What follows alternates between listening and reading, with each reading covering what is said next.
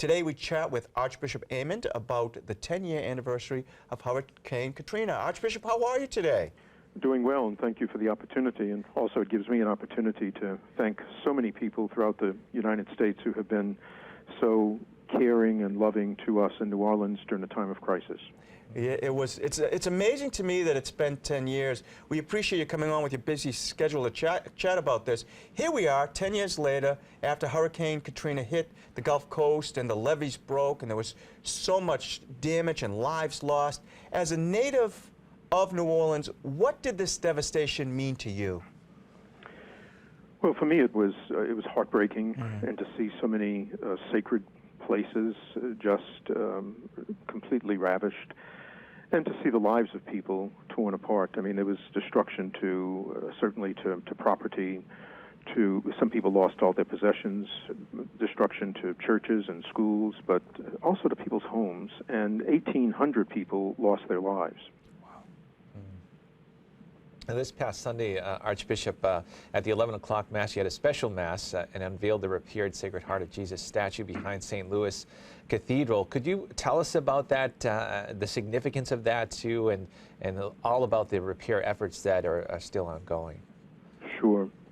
The statue of the Sacred Heart of Jesus, which is right in back of the cathedral in what we call St. Anthony Garden, stands huge and is often a tourist photo op. Nonetheless, during Hurricane Katrina, a tree limb fell on the statue and took off 3 fingers on the left hand of the statue of Jesus.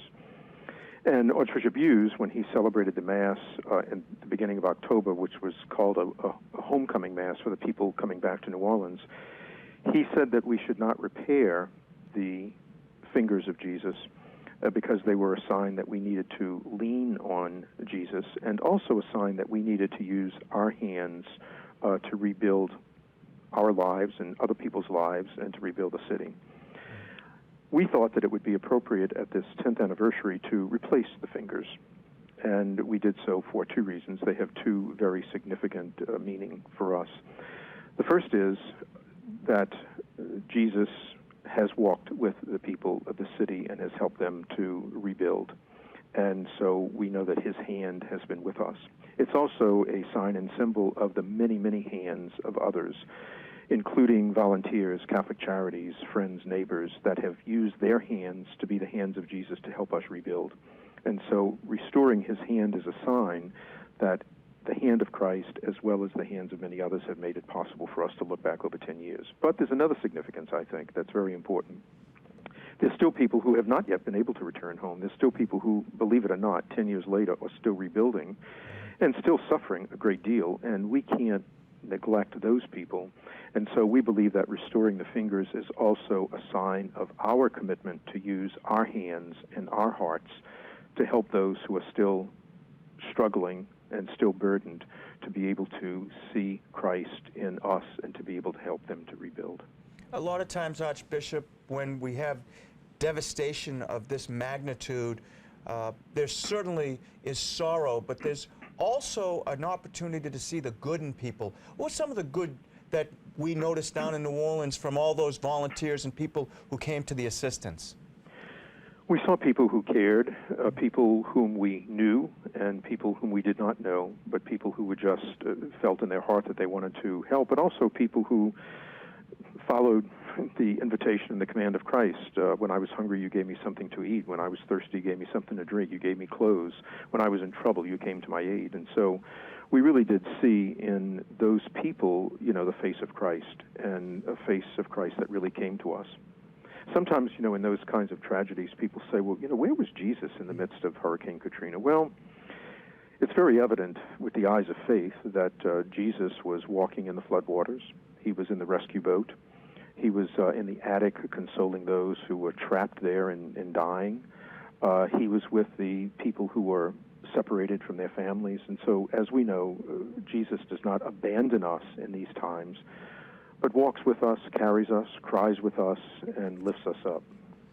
I know also, Archbishop, that there was an interfaith commemoration earlier this week, too. Can you talk about the different faith communities coming together too, and how important that was in playing and helping the restoration and helping people get back to where they were. Yeah, it was sort of amazing. In the aftermath of Katrina, all boundaries and all differences seemed to diminish between the poor and the rich, between Christians and non-Christians, between Catholics and Protestants, between races, between black and white and Vietnamese. Everybody was poor. Everybody was in need. And so it really was a blessed opportunity, if we can say, to see that all of a sudden everybody was the same and equal in the eyes of one another and in the eyes of God. And so the prayer service the other night was an opportunity for us to come together as many faiths, all Christian denominations, as well as world religions. There was a rabbi there, an imam there. And so we came together in prayer, thanking God for what has been and for the rebuilding that is taking place, but also very much aware that there is still much to do and that we want to use our hands and our hearts to do that as a faith community. Well, what is something that you'd like viewers to know about New Orleans today, Archbishop, 10 years after Katrina? 10 years after Katrina, we are still in many ways a city filled with faith. Katrina took from people their very lives, property, all their possessions, shattered dreams. But Hurricane Katrina did not take away the faith of the people. And that faith continues to be very strong, and in many ways we still are a very, very Catholic city. And so Katrina took much, but not our faith, not our perseverance, and we continue the journey. And we are grateful to those literally across the country, across the United States, who came to our aid both spiritually as well as financially. There's a fabulous story about when there was a collection taken from one of the dioceses on the East Coast. We don't know who this person is. We still don't know 10 years later who this person is, but we assume that it was a lady who wrote on an envelope, "I don't have much to give. In fact, I have nothing to give, but enclosed is my wedding ring that you can use to help someone." Wow. That's a powerful story. Well, Archbishop, thank you for sharing that story and the stories of New Orleans with us. We appreciate your time today, and have a wonderful day. Thank you, and God's blessings to all of you. Thank you. Thank you, Archbishop.